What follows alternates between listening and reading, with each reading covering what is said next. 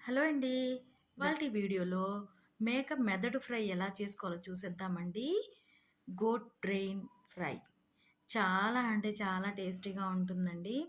ఇంకా చిన్న పిల్లలైతే ఎంత ఇష్టంగా తింటారో. మా పిల్లలైతే తినేస్తారండి. అంతా నాకేస్తారు. చాలా బావుంటుంది. అది ఎలా చేసుకోవాలో చూసేద్దామండి. చా తక్కువ ఇంగ్రీడియెంట్స్ తోటి చాలా ఈజీగా అయిపోతుందండి. 2 నిమిషాల్లో అయిపోతుంది. టేస్ట్ అయితే అదిరిపోతుంది. చూసేద్దాం పదండి. మేకది మెదడు తీసుకున్నానండి. ఇక్కడ దీన్ని శుభ్రంగా కడిగేసి పెట్టుకోవాలండి. చూసారు కదా, ఒక్కటే తీసుకున్నాను. దీన్ని శుభ్రంగా కడుక్కోవాలండి. ఎందుకంటే దీంట్లో చిన్న చిన్నవి ఎముకల్లాగా అవి ఉంటాయి కాబట్టి శుభ్రంగా కడుక్కోవాలండి.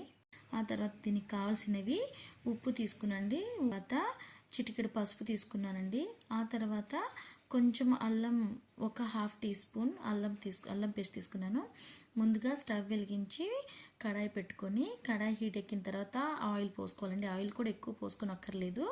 కొంచెం ఒక్క టీ స్పూన్ 2 టీ స్పూన్ పోసుకుంటే చాలండి. ఆయిల్ చూసారా, ఇప్పుడు ఆయిల్ హీట్ ఎక్కిన తర్వాత నేను బ్రెయిన్ని వేసానండి. ఈ బ్రెయిన్ వేసిన తర్వాత దీన్ని చిన్న చిన్న పీసులుగా కట్ చేసుకోవాలండి. స్పూన్తో మ్యాష్ చేస్తూ ఉంటే చిన్న చిన్న పీసెస్ లాగా అయిపోతాయండి. చూస్తున్నారు కదా ఎంత బాగా మ్యాష్ చేస్తున్నాను. ఇలాగ మ్యాష్ చేసిన తర్వాత చూసారా, అంతా మ్యాష్ అయిపోయిందండి. చిన్న చిన్న ముక్కలుగా అయిపోయింది. ఈ చిన్న చిన్న ముక్కలు అయిపోయిన తర్వాత దీనిలో నేను కొంచెం చిటికెడు పసుపు తీసుకున్నానండి.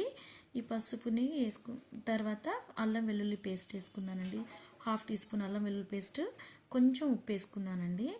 ఉప్పు వేసుకున్న తర్వాత ఈ మొత్తాన్ని కలపాలండి. చాలా కొంచెం కొంచెం ఒక 2-3 నిమిషాలు వేగనీయాలండి. ఎంత బాగా కనబడుతుంది. చాలా అంటే చాలా టేస్టీగా ఉంటుందండి. మనం ఇంకేం యాడ్ చేయనక్కర్లేదు. మీ ఇష్టం, మీరు యాడ్ చేసుకుంటే కరివేపాకు, పచ్చిమిర్చి ఇంకేమైనా యాడ్ చేసుకోవచ్చు. చూసారా, అంత చాలా టేస్టీగా ఉంటుందండి. చిన్నపిల్లలు కూడా చాలా ఇష్టంగా తింటారు.